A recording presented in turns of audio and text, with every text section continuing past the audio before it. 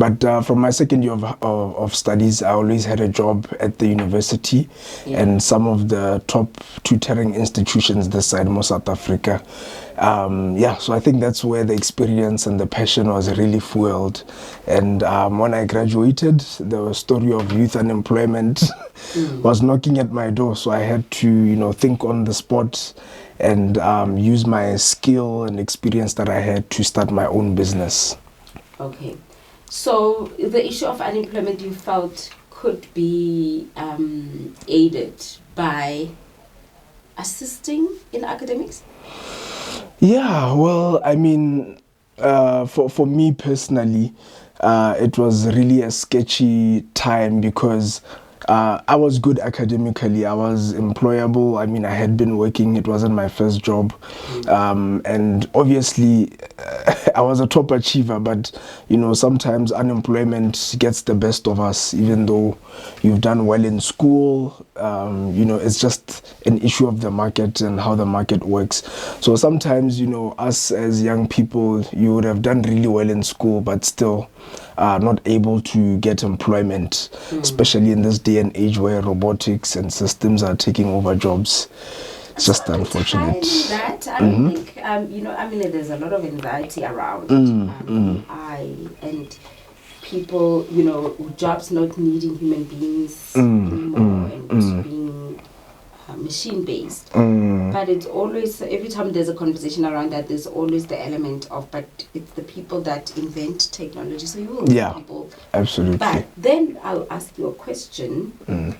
Shouldn't then we say people need to look at what is current in the job market? And so the issue of upskilling is what is important. Absolutely. And also just positioning ourselves better.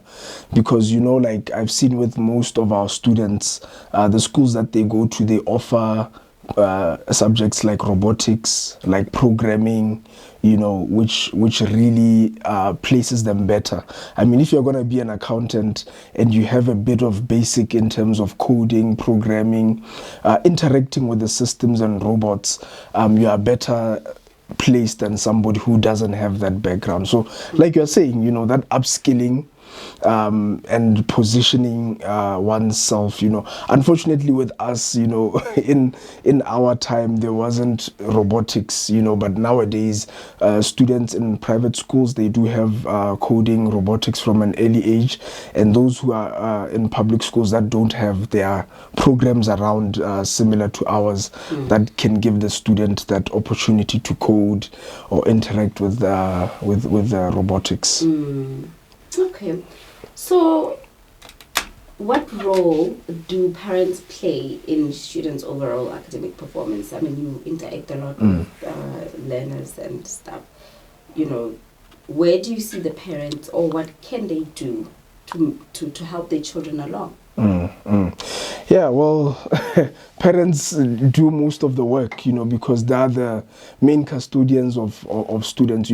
Like at our institution, we help students that parents bring to us, so you won't be able to assist a student if mama or papa didn't bring them to us. So, parents taking that initiative, going to school, finding out where the student is struggling with, which subjects, meeting with the teachers, engaging a tutor for your child, even giving them the resources that maybe they might not have, like, your gadgets, your computers.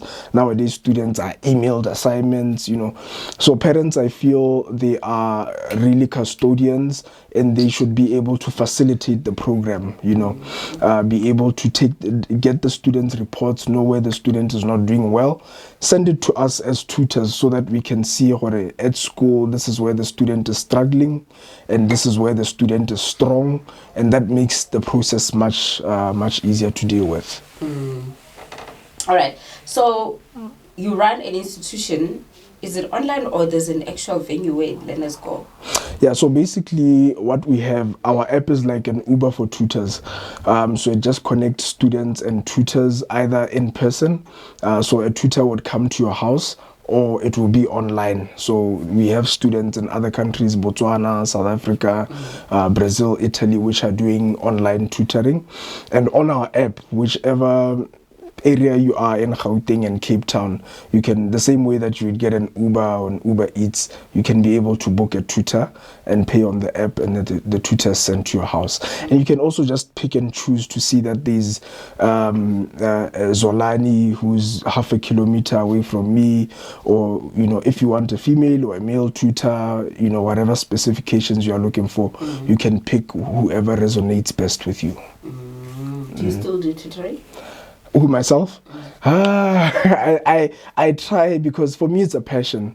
But we have 300 tutors, so I don't have to, but you know, where I can, I really try to keep myself in, especially if you were to check our YouTube channels and TikTok, you'll see me from time to time, you know, tutoring the students and just setting a good example for everyone.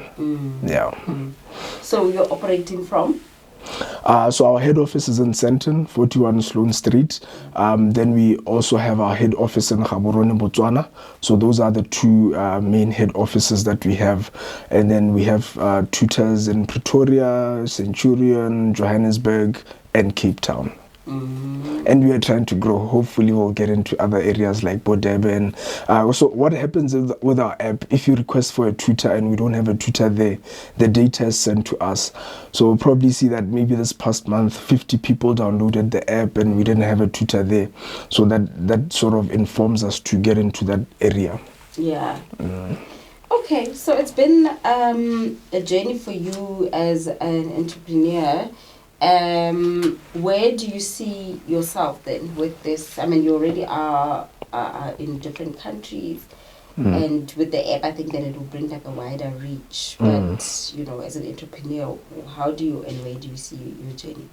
Yeah, I think hopefully we plan to have 10,000 employees, because you know, youth unemployment in South Africa is quite high, and we know that if we recruit tutors even in other countries, we create South African jobs, because the South Africans are the ones who are adminning. You know, if a tutor is running late, they are the ones on the support side. You know, so I personally see us, you know, our target is having 10,000 employees, and also just making an impact in terms of education. You know, our pass rate is constantly going down. A student who scores a 35% is considered to have passed, and for me that's nonsense. Yeah, it is. You know, what say, you know, South Africa pass rate is sitting at 79%, and you know, you are including a student who got 35%, so that's 65% of the work they didn't score properly in. You know, we just neglect that, and you know, that is what has a ripple effect even in the quality of staff, you know, the employees that we have in jobs. Imagine getting a 35% for accounting, and then you're expected to do Puling's PTY LTD books. You know, where do you even start? You know, so those are some of the impact that we want to make on the South African ground, and also African and worldwide. I wonder why. You know, I thought it's been phased out. But if it's still standard, so I just want to ask you then do universities take you, or you have to upgrade? Yeah, that's now where the problem. Yeah, because I know VET has always been very high, because the APS score is quite high. So that is the reason why you get a lot of students who have passed. Wink, and not a lot of admissions into the top universities. So the students are usually relegated also to, you know, courses they don't want to do, or those colleges. Even those even have quite high, relative to the pass rate, quite high APS scores. But you know, you find these fly-by-nights, you know, institutions that come, they try to maximize on that, to say the student has passed, but they can't get admission even to your FET colleges, even to your universities, you know, TVET colleges, etc. So that is where the loophole is. Okay, so let's share about the app. Where can people get the app, and is there a subscription to the app? It's a free app.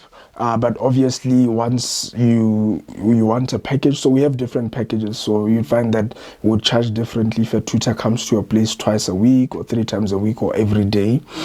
So it's both on the Apple App Store and on the Google Play Store.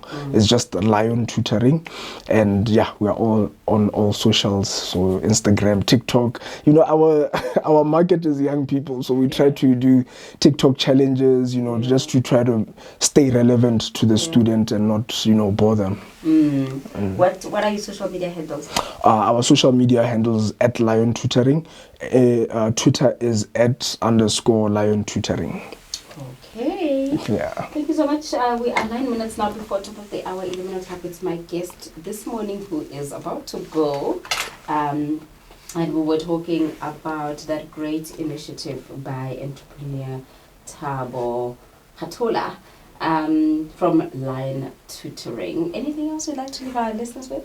Yeah, I would just like to say thank you, Puleng, and you know, let's really support our students. You know, the year-end exams are just on the horizon, so you know, let's try to help our kids, our students, as much as possible. Even the students, if they're listening to this is your one opportunity, so let's sacrifice, you know, games, fun and everything, just so that you sit and you do well in your exams, and then you'll see that, you know, you have Christmas to enjoy and celebrate. But you don't want to be in Christmas and your grades didn't look good. So yeah, that's my 2 cents. Okay, thank you so much. And let's go to music now. We've got Libianca, the song that everybody loves, with the song called People.